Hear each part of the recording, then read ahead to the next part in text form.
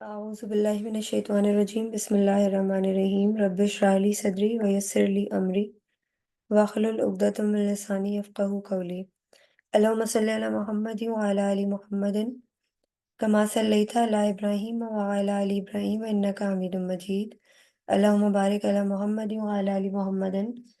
كما باركت على إبراهيم وعلى آل إبراهيم إنك حميد مجيد اللهم إني أسألك علما نافعا ورزقا طيبا وعملا متقبلا اللهم أرنا الحق حقا وارزقنا اتباعه وأرنا الباطل باطلا وارزقنا اجتنابه۔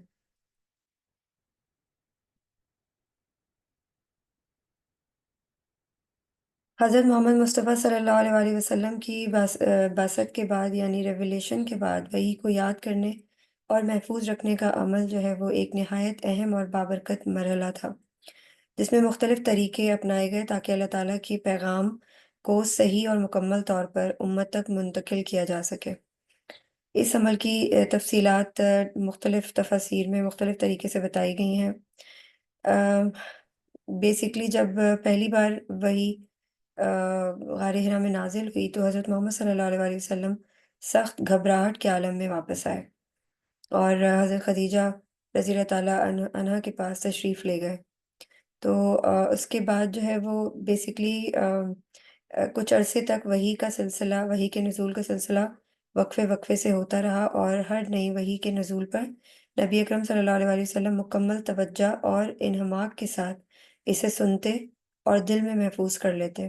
اس دوران حضرت جبریل علیہ السلام آپ کے دل پر اس وحی کو ثبت کرنے میں مدد دیتے تاکہ کوئی کمی یا بھول چوک نہ ہو، اور اس دوران ہمارے نبی صلی اللہ علیہ وسلم کو بھی بڑی ایکسائٹمنٹ ہوتی تھی اور بڑا وہ جو ہے نا ویٹ کرتے تھے ہر وحی کے آنے کے بعد نیکسٹ وحی کا۔ قرآن میں اللہ تعالیٰ فرماتے ہیں کہ اے نبی اپنی زبان کو وحی کے ساتھ حرکت نہ دیں کہ اسے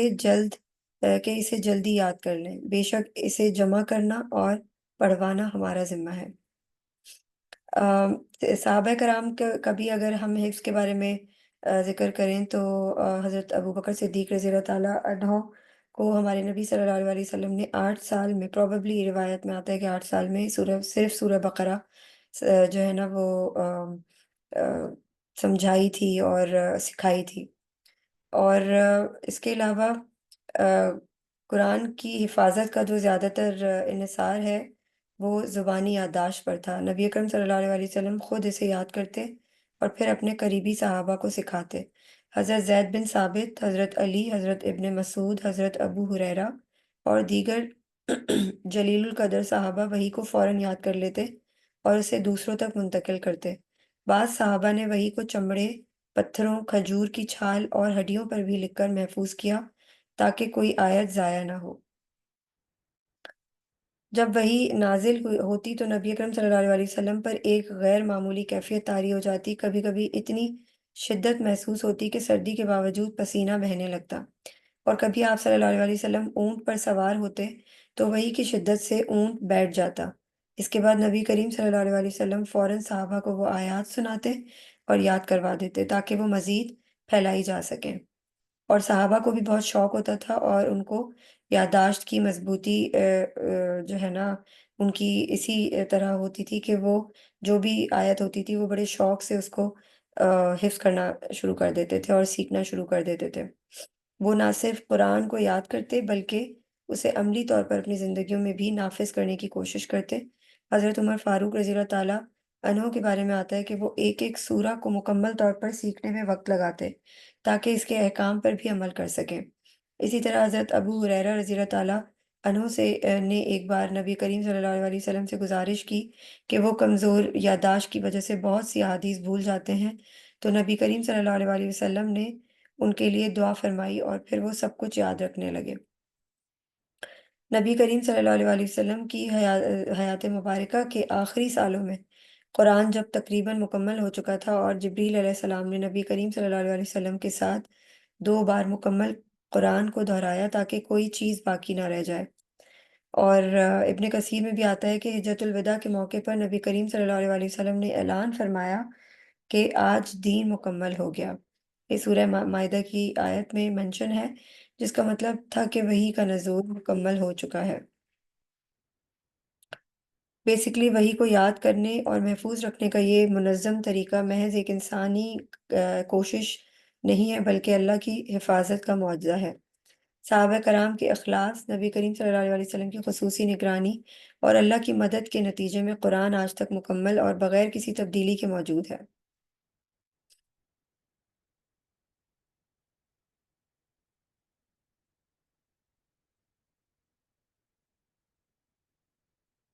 اچھا، اس کے علاوہ جو ہے بیسکلی حضرت خدیجہ رضی اللہ تعالیٰ عنہ جو ہے وہ پہلی خاتون تھیں دائرہ اسلام میں داخل ہونے والی، جیسا کہ ہم سب کو معلوم ہے۔ اور ہمارے نبی صلی اللہ علیہ وآلہ وسلم پر جو آیات ہیں جب نازل ہوتی رہیں اور آپ اس کو ریپیٹ کرتے رہے بغیر لوگوں کے ڈر کے، لیکن آپ کی نبوت کی تصدیق کرنے والی، آپ پر ایمان لانے والی اور سب سے پہلے جو اسلام قبول کرنے والی خاتون تھی وہ زوجہ محمد صلی اللہ علیہ وآلہ وسلم حضرت خدیجہ رضی اللہ تعالیٰ عنہا ہی تھی۔ رسول اکرم صلی اللہ علیہ وآلہ وسلم نے جو ہے وہ ان کو پہلے اپنے اہل خاندان کی طرف سے مطمئن ہونے کا حکم دیا گیا تھا اللہ تعالیٰ کی طرف سے۔ اس کے بعد یہ حکم آیا کہ وہ دوسرے لوگوں کے سامنے اپنی نبوت کا اعلان کریں اور انہیں احکام الہی پہنچائیں، تاکہ یہ کام جو پہلے خفیہ طریقے سے ہو، جب آپ اپنے اہل خاندان کی طرف سے،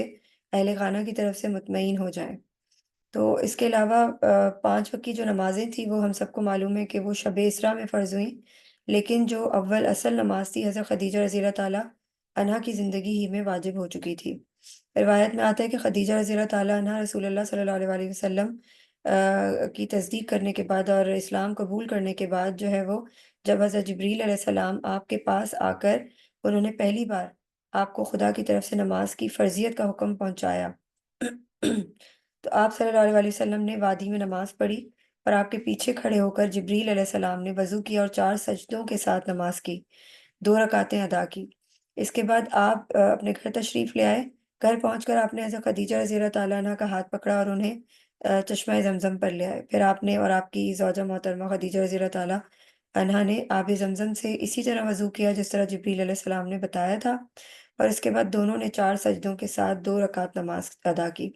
اس کے بعد آپ صلی اللہ علیہ وآلہ وسلم اور حضرت خدیجہ رضی اللہ تعالیٰ عنہ آئندہ گھر کے اندر ہی رازداری کے ساتھ نماز ادا کرتے رہے۔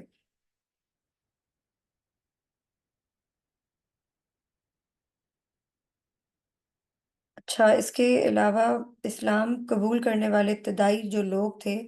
اور ان کی ایمان لانے کی جو روایات تھیں، اب ہم ان کو تھوڑا سا ڈسکس کر لیں گے۔ جیسے کہ ابھی ہم لوگوں نے یہ ڈسکس کیا ہے کہ حضرت خدیجہ رضی اللہ تعالیٰ عنہا پہلی خاتون تھی اسلام لانے والی۔ آپ صلی اللہ علیہ وسلم نے اللہ کے حکم سے اسلام کی دعوت دینی شروع کی تو سب سے پہلے وہ لوگ ایمان لائے جو آپ کی سیرت، اخلاق اور سچائی سے بخوبی واقف تھے۔ ابتدائی مسلمانوں کا تعلق مختلف طبقات سے تھا، جن میں نبی کریم صلی اللہ علیہ وسلم کے قریبی رشتہ دار، دوست، غلام، تاجر اور نوجوان شامل تھے۔ ان کا ایمان لانا نہ صرف ان کے لیے اخلاص اور ہدایت طلبی کی علامت تھا، بلکہ اس بات کی گواہی بھی تھا کہ نبی کریم صلی اللہ علیہ وسلم جو دعوت دے رہے تھے وہ سراسر سچ تھی۔ بیسکلی پہلی خاتون کا تو ہمیں معلوم ہو گیا۔ دوسرے نمبر پہ حضرت علی رضی اللہ تعالیٰ عنہ تھے، جو بچوں میں پہلے فرد تھے۔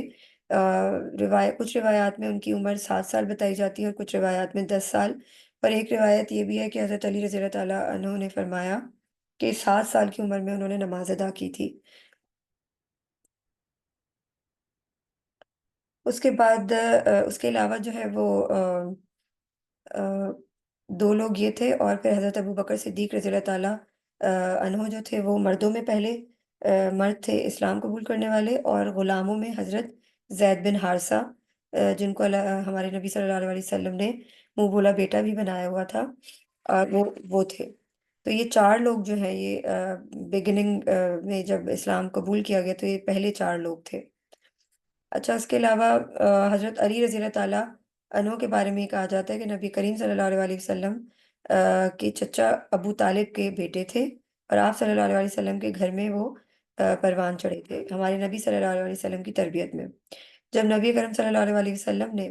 خفیہ طور پر اسلام کی دعوت دی تو حضرت علی رضی اللہ تعالیٰ انہوں نے مشاہدہ کیا کہ نبی کریم صلی اللہ علیہ وسلم اور حضرت خدیجہ کس طرح عبادت کرتے ہیں۔ تو انہوں نے ایک دن پوچھا، اے محمد صلی اللہ علیہ وسلم، آپ اور خدیجہ کیا کر رہے ہیں؟ نبی کریم صلی اللہ علیہ وسلم نے فرمایا، یہ اللہ کا دین ہے، میں تمہیں بھی اس کی طرف بلاتا ہوں۔ تو حضرت علی رضی اللہ تعالیٰ عنہ نے کہا کہ وہ پہلے اپنے والد ابو طالب سے مشورہ لیں گے، لیکن پھر رات بھر غور و فکر کرنے کے بعد صبح انہوں نے آ کر کہا کہ میں گواہی دیتا ہوں کہ اللہ کے سوا کوئی معبود نہیں اور آپ اللہ کے رسول ہیں۔ اسی طرح حضرت ابو بکر صدیق رضی اللہ تعالیٰ عنہ کے ایمان لانے کے بارے میں بھی بہت سی روایات ملتی ہیں۔ اس سے پہلے ہم ایک روایت ڈسکس کر لیتے ہیں۔ اسماعیل بن ابی ایاس بن عفیف نے اپنے والد اور دادا کے حوالے سے بیان کرتے ہوئے فرمایا کہ عفیف کے دادا نے کہا کہ میں جو کوفے کے عمرہ اور بڑے تاجروں میں شمار کیا جاتا تھا، ایک دفعہ حج کے موقع پر منا پہنچا اور عباس بن عبد المطلب سے، جو خود بھی مکے کے عمرہ اور تاجروں میں سے تھے، ایک روز وہاں کچھ خرید و فروخت کی باتیں کر رہا تھا کہ ہم دونوں کے بیچ پیچھے سے آ کر ایک جوان شخص ہمارے درمیان سے گزرا اور پھر خانہ کعبہ کے قریب نماز پڑھنے لگا۔ اس کے بعد وہاں ایک عورت آئی اور اس کے پیچھے نماز پڑھنے لگی۔ پھر اسی وقت ایک نوعمر لڑکا آیا اور وہ بھی اس نوجوان آدمی کے پیچھے نماز پڑھنے لگا۔ یہ دیکھ کر میں نے عباس بن عبد المطلب سے پوچھا، یہ جوان آدمی کون ہے؟ وہ بولے، کیا تم اسے نہیں جانتے؟ میں نے کہا نہیں، تو انہوں نے مجھے بتایا کہ یہ میرا بھتیجا محمد صلی اللہ علیہ وسلم بن عبداللہ ہے، اور اس کا دعویٰ ہے کہ اسے خدا نے اس سرزمین پر بطور نبی مبعوث کیا ہے۔ میں نے ان سے پوچھا کہ یہ کون سا دین ہے؟ تو وہ بولے، یہ تو مجھے معلوم نہیں، لیکن یہ خود کو خدا کا رسول بتاتا ہے، اور یہ بھی کہتا ہے کہ کیسر و کسریٰ کے خزانے عنقریب اس کے لیے کھل جائیں گے، اور یہ عورت اس کی بیوی خدیجہ ہے، خدیجہ بن خویلد، اور یہ لڑکا میرا بھتیجا میرے دوسرے بھائی کا بیٹا علی بن ابی طالب ہے۔ تو یہ ان دونوں نے اس کا لایا ہوا دین، جسے یہ اسلام کہتا ہے، قبول کر کے اس کی رسالت کی تصدیق کر دی ہے۔ تو روایت میں یہ بیان کیا گیا کہ عباس بن عبد المطلب کی زبان سے یہ سن کر عفیف نے کہا، کاش میں آج ہی اور اسی وقت مسلمان ہو کر اس لڑکے کے بعد مردوں میں دوسرا مسلمان بن جاتا۔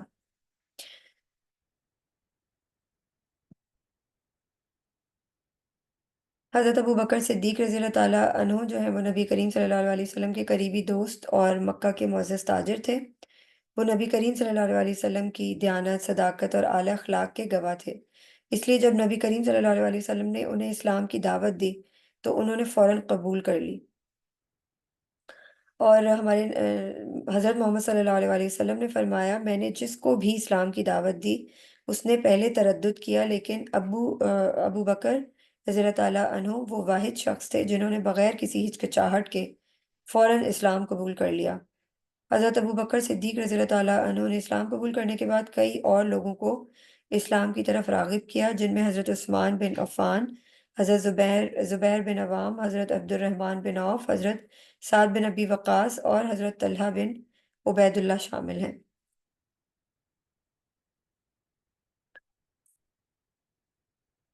حضرت ابو بکر صدیق رضی اللہ تعالیٰ عنہ کے اسلام میں داخل ہونے سے اسلام کو بہت فائدہ پہنچا، کیونکہ اس وقت قریش میں سب سے زیادہ جو صاحب تعظیم و تکریم اور دولت مند شخص تھے وہی تھے۔ انہوں نے لوگوں کو اسلام کی دعوت سب سے زیادہ دی، اور وہی اطاعت رسول صلی اللہ علیہ وسلم اور آپ کی محبت میں پیش تھے، اور آپ کے زیر فرمان اسلام کے لیے اپنا مال خرچ کرتے تھے، جس کا ہم آگے چل کر ذکر بھی کریں گے انشاءاللہ۔ اور اس کے علاوہ حضرت ابو بکر صدیق رضی اللہ تعالیٰ جب آپ صلی اللہ علیہ وسلم سے ملے تو انہوں نے دریافت کیا، یا محمد، جو کچھ آپ نے اہل قریش سے فرمایا ہے کیا وہ سچ ہے؟ کیا آپ نے فرمایا کہ ہمارے معبود نہیں ہیں؟ کیا آپ ان کی عبادت سے منع کرتے ہیں، ہماری عقلوں کو کمتر بتاتے ہیں اور کہتے ہیں کہ ہمارے آباء و اجداد کافر تھے؟ حضرت ابو بکر صدیق رضی اللہ تعالیٰ عنہ کے اس استفسار پر آن حضرت صلی اللہ علیہ وسلم نے ارشاد فرمایا، ہاں بے شک میں اللہ تعالیٰ کا رسول اور اس کا نبی ہوں۔ خدا نے مجھے اپنے پیغام کی تبلیغ کے لیے مبعوث کیا ہے، میں تمہیں بھی قبول حق کی دعوت دیتا ہوں جو واقعی حق ہے۔ اے ابو بکر صدیق رضی اللہ تعالیٰ عنہ، میں تمہیں خدا کی طرف بلاتا ہوں، وہ جو واحد ہے اور اس کا کوئی شریک نہیں، اور وہی معبود حقیقی ہے، تم اس کے سوا کسی کی عبادت نہ کیا کرو۔ اس کے بعد آپ صلی اللہ علیہ وسلم نے انہیں قرآن کی کچھ آیات پڑھ کے سنائی، جس کے بعد وہ بھی بت پرستی کو بت پرستی اور کفر جیسی پرانی روایات کو غلط سمجھ کر حق کے دائرے سے رجوع کرتے ہوئے اسلام میں داخل ہو گئے، اور جو کچھ آپ نے فرمایا تھا اس کی حرف بہ حرف تصدیق کی۔ تو بیسیکلی یہ ان روایات سے ہمیں پتہ چلتا ہے کہ حضرت ابوبکر صدیق رضی اللہ تعالیٰ عنہ نے کس طریقے سے اسلام قبول کیا تھا، اور بعثت سے قبل بھی آپ صلی اللہ علیہ وسلم کے دوست تھے حضرت ابوبکر صدیق رضی اللہ تعالیٰ عنہ، اور آپ کی صداقت، امانت، خوبی کردار اور اخلاق سے بخوبی واقف تھے، اور جانتے تھے کہ آپ نے کسی سے کبھی بھی کوئی غلط بات نہیں کی، تو آپ اللہ تعالیٰ کے بارے میں نعوذ باللہ جھوٹ سے کام نہیں لے سکتے تھے۔ چنانچہ انہوں نے آپ کی رسالت کو اس کے بارے میں آپ کی زبان مبارک سے سنتے ہی تصدیق کر دی، اور اسلام لانے کی مزید جو ہے نا اور بھی ڈیٹیلز جو ہم یہاں پر ابھی ڈسکس نہیں کریں گے، ہم ابھی تھوڑا شارٹ لے کر ہی چل رہے ہیں، تو کافی زیادہ اور ڈیٹیلز بھی حضرت ابوبکر صدیق رضی اللہ تعالیٰ عنہ کے بارے میں موجود ہیں، جیسے کہ آن حضرت صلی اللہ علیہ وسلم نے حضرت ابوبکر صدیق سے ارشاد فرمایا، اللہ تعالیٰ نے مجھے تم لوگوں میں بحیثیت نبی مبعوث فرمایا، تم بتاؤ کیا میں غلط کہتا ہوں؟ ابو بکر نے آپ کی رسالت کی تصدیق کی تو آپ نے ارشاد فرمایا، تم میرے ساتھیوں میں سے میری رسالت کی تصدیق کرنے والے پہلے شخص ہو، اور یہ بات آپ صلی اللہ علیہ وسلم نے 2 بار ارشاد فرمائی۔ اسی طرح سعد کہتے ہیں، سعد بن ابی وقاص سے روایت ہے کہ حضرت ابوبکر صدیق رضی اللہ تعالیٰ عنہ نہ صرف اول الاسلام بلکہ افضل الاسلام ہیں، یعنی ایمان لانے والوں میں عظمت و بزرگی کی حیثیت سے افضل ہیں۔ سعد کہتے ہیں کہ خود ان سے قبل 5 اشخاص مسلمان ہو چکے تھے، اور اس میں عمار بن یاسر کے حوالے سے حمام بن حارث کی بیان کردہ روایت میں آتا ہے کہ عمار بن یاسر جو ہے وہ آ، نے عمار بن یاسر رضی اللہ تعالیٰ عنہ نے حضرت صلی اللہ علیہ وسلم کے ساتھ 5 اشخاص کو نماز پڑھتے دیکھا، جن میں 2 عورتیں اور ایک ابو بکر صدیق رضی اللہ تعالیٰ عنہ شامل تھے۔ اسی طرح ایک اور روایت میں آتا ہے کہ اسلام کا اظہار کرنے والوں میں رسول اللہ صلی اللہ علیہ وسلم سمیت پہلے پہل 7 افراد تھے، اور وہ آپ کے علاوہ ابو بکر، عمار، ان کی والدہ سمیہ، صہیب، بلال اور مقداد تھے۔ رسول اللہ صلی اللہ علیہ وسلم کو تو اول اول اپنے چچا سے، اور حضرت ابو بکر صدیق کو اپنی قوم کے سامنے اظہار اسلام کو خود اللہ تعالیٰ نے ممانعت کر دی تھی۔ باقی لوگوں کو کافروں نے زنجیریں پہنا کر دھوپ میں تپتی زمین پر بار بار کھڑا رکھا، لیکن خدا کے فضل سے ان کے پائے استقامت میں لغزش نہیں آئی۔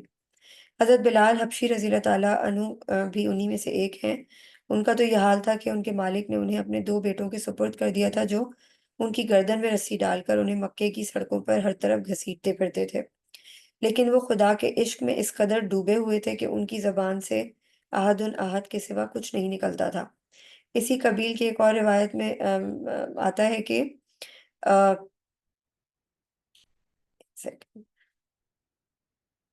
کہ سعد بن ابی وقاص کے حوالے سے اس میں بیان کیا گیا ہے کہ انہوں نے اپنے والد سے دریافت کیا کہ آیا حضرت ابوبکر صدیق رضی اللہ تعالیٰ عنہ اسلام قبول کرنے والوں میں سب سے سبقت رکھتے ہیں؟ تو انہوں نے انکار کرتے ہوئے کہا کہ ان سے قبل 50 آدمیوں میں سے اکثر اشخاص مسلمان ہو چکے تھے، مگر یہ مختلف روایات ہیں، اور یہ روایت منکر ہے۔ جو صحیح روایت ہے وہ یہی ہے کہ حضرت ابوبکر صدیق رضی اللہ تعالیٰ عنہ پہلے مرد تھے مردوں میں، اور زید بن حارثہ غلاموں میں پہلے شخص تھے جو اسلام قبول کرنے والے تھے۔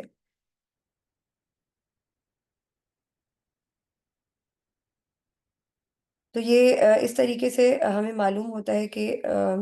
جب ریولیوشن آئی تھی تو ریولیوشن کے بعد کون کون لوگ ہمارے نبی صلی اللہ علیہ وسلم کے اوپر ایمان لے آئے تھے۔ حضرت زید بن حارثہ جو ہیں وہ ایک غلام کے طور پر مکے میں لائے گئے تھے۔ نبی اکرم صلی اللہ علیہ وسلم نے انہیں آزاد کر کے اپنا منہ بولا بیٹا بنا لیا تھا۔ جب ان کے والد اور چچا انہیں لینے کے لیے آئے تو حضرت زید بن حارثہ نے کہا، میں نبی کریم صلی اللہ علیہ وسلم کو چھوڑ کر کہیں نہیں جا سکتا۔ جب نبی کریم صلی اللہ علیہ وسلم نے انہیں اسلام کی دعوت دی تو انہوں نے فوراً قبول کر لی۔ وہ ابتدائی مسلمانوں میں شامل ہوئے اور نبی اکرم صلی اللہ علیہ وسلم کے ساتھ ہمیشہ وفادار رہے۔ اور اس کے بعد جو ہے وہ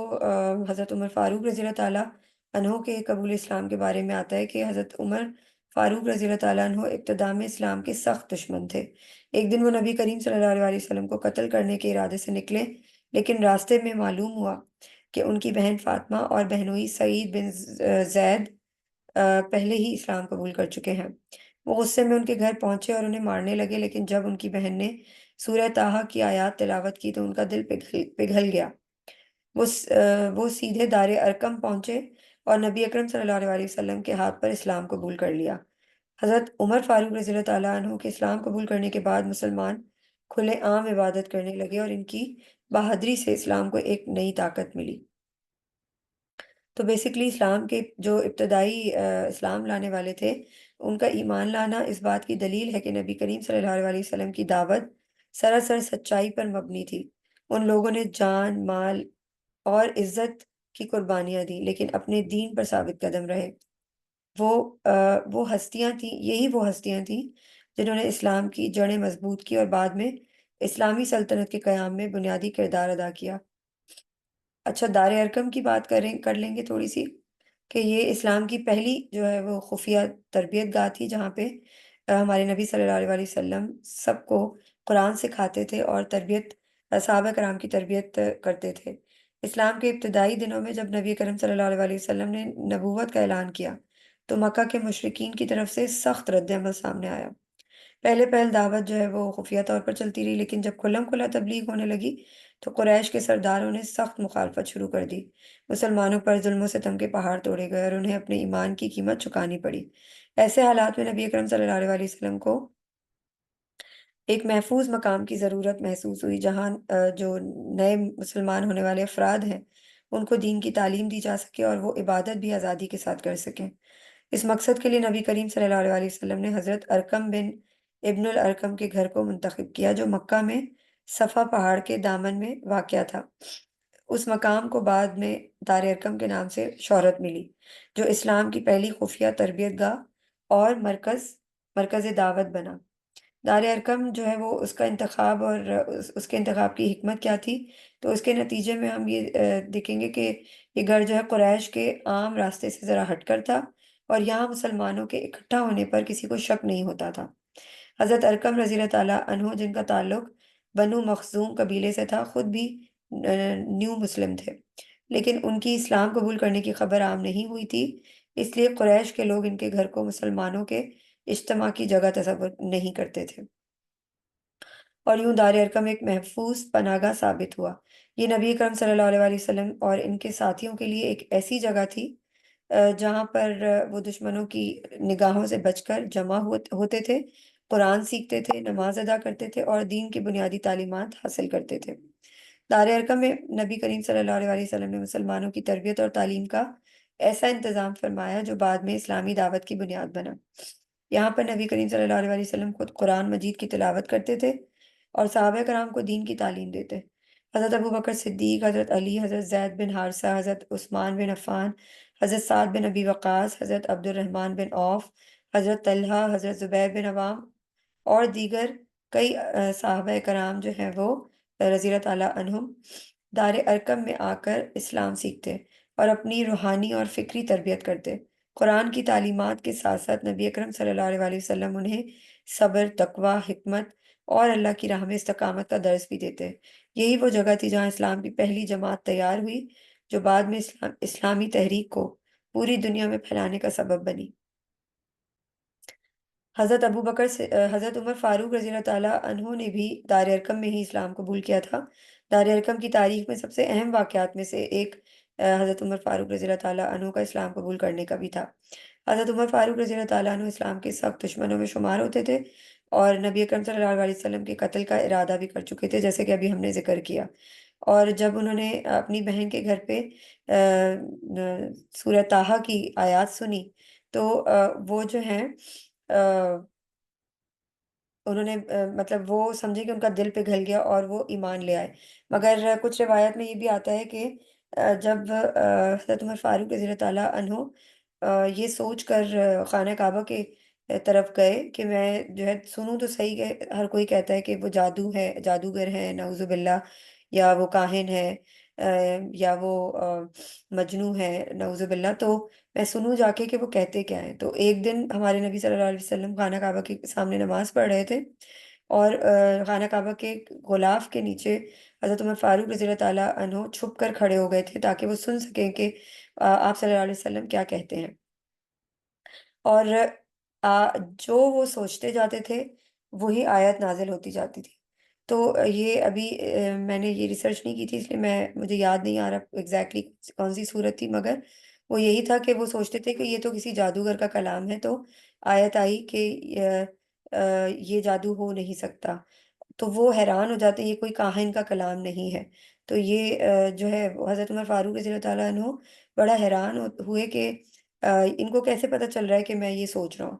اور پھر جب لگاتار 3 4 ورسز ان کے دماغ میں اٹھنے والے سوالات کے جواب کے اندر آئیں، تو وہ بھاگ کھڑے ہوئے اور پریشان ہو گئے۔ تو بیسکلی یہ کہا جاتا ہے کہ یہ والی جو سچویشن ہے، اس کے بعد حضرت عمر فاروق رضی اللہ تعالیٰ عنہ نے اسلام قبول کیا تھا۔ لیکن کچھ روایات میں یہ آتا ہے کہ جب آپ حضرت عمر فاروق اپنی بہن اور بہنوئی کو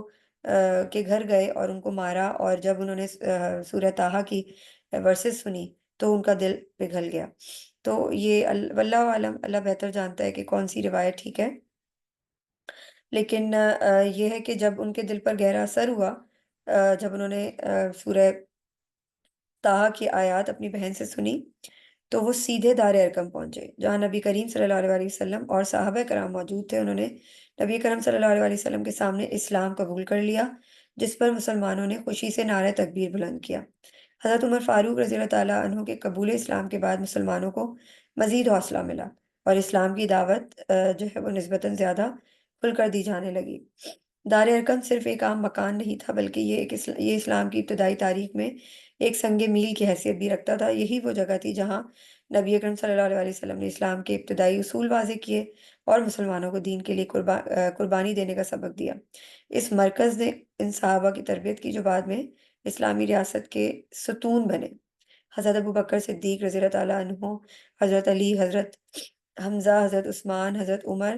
فاروق رضی اللہ تعالیٰ عنہ اور دیگر صحابہ کرام رضی اللہ تعالیٰ عنہم یہاں سے تربیت یافتہ ہو کر اسلامی مشن کے جو ہے نا عظیم دعویٰ کرنے والے بنے، اور دار ارقم میں 3 سال تک دعوت و تبلیغ کا کام ہوتا رہا، اور یہاں اسلام کی پہلی مضبوط بنیاد رکھی گئی۔ جب مکہ میں اسلام کی تبلیغ مزید مشکل ہو گئی، تو نبی اکرم صلی اللہ علیہ وسلم اور صحابہ کرام پر ان لوگوں پر جو ہے نا وہ ظلم و ستم ڈھائے جانے لگے، اور لیکن جب مسلمانوں کی تعداد بڑھنے لگی، یعنی اس دار ارقم کی اس محفوظ پناہ گاہ نے بہت اہم کردار ادا کیا، اور جب مسلمانوں کی تعداد بڑھنے لگی تو یہ جگہ کافی نہ رہی۔ اس کے بعد مدینے کی طرف ہجرت کی منصوبہ بندی کی جانے لگی، اور بعد میں مدینہ منورہ میں اسلامی ریاست کا قیام عمل میں آ گیا۔ تو دار ارقم اسلامی ریاست کا دار ارقم جو ہے وہ اسلام کے ابتدائی خفیہ مراکز میں سے، یعنی دارالاسلام تک کا پہلا قدم تھا، جہاں اسلام نے مبلغین تیار کیے اور دین کو مضبوط بنیاد فراہم کی۔ بیسکلی یہ ساری چیزیں جو ہے نا، ان سے ہمیں پتہ چلتا ہے کہ دار ارقم جو ہے ہمارے نبی صلی اللہ علیہ وسلم کا پہلا جو اسلام کا ایک مرکز تھا وہ بنا۔ جیسے کہ ہم سب جانتے ہیں کہ دار النبوہ کون سی جگہ تھی، جہاں پہ قریشی جو ہے نا وہ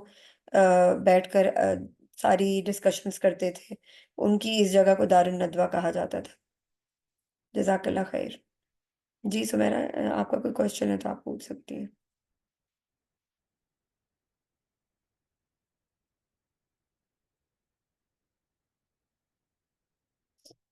نہیں، جزاک اللہ۔ بارک اللہ فیک۔ اور کون ہے ہمارے ساتھ؟